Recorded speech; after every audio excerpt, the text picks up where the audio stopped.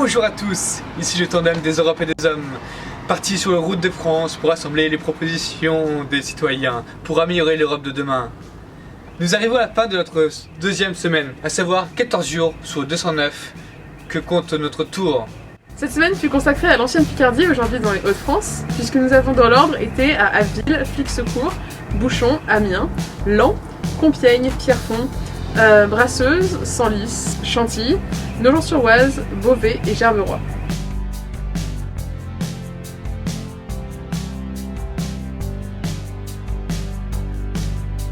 Donc après un saut à Lyon-la-Forêt hier soir, nous voici donc à Rouen, où justement nous changeons de raison pour la première fois puisque nous abordons l'étape normande de notre tour. On est déjà à plus de 200 contributions et parmi celles de cette semaine on compte notamment l'organisation de débats politiques dans l'actualité européenne, donc dans les médias européens par exemple, des débats entre des responsables politiques de différents partis sur des thèmes comme le CETA, le TTIP, qui sont des thèmes qui reviennent souvent dans l'actualité. Des marchés interculturels dans les communes pour faire découvrir les différentes cultures, les culinaires, les cultures vestimentaires et puis d'autres cultures où les habitants donc se rencontreraient et avec les réfugiés aussi. On compte aussi dans les propositions un revenu universel qui sera mis en place à l'échelle européenne. Une chaîne de télévision entièrement consacrée à l'Europe et à l'actualité européenne. La limitation à 2 mandats maximum au Parlement européen. Une harmonisation des fiscalités européennes qui est un thème qui revient souvent. L'emploi de véritables profs de langue en primaire pour éviter aux instituteurs de faire ce travail alors qu'ils ne sont pas forcément bilingues.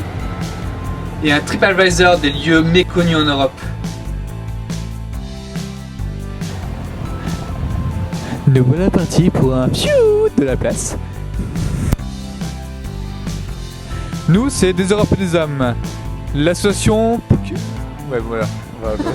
Le Tour de France pour reconnecter l'Europe, les citoyens à leur Europe. Bon. L'association... Je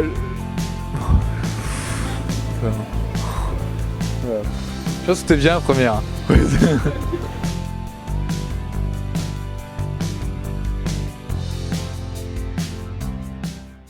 Voilà, alors n'hésitez pas à partager cette vidéo si le projet vous parle et si le projet vous branche.